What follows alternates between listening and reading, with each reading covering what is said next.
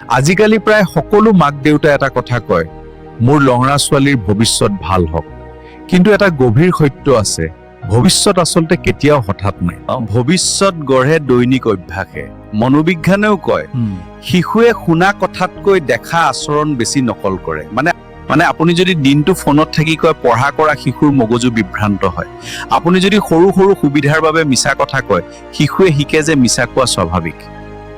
এইটো বিজ্ঞানৰ ভাষাত কয় অবজাৰভেশ্যন লাৰ্ণিং।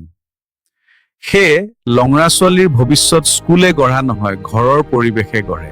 আপুনি তেওঁলোকক ডাঙৰ চাকৰি দিব নোৱাৰিবও পাৰে, কিন্তু এটা দিশ দিব পাৰে, সঠিক মূল্যবোধ।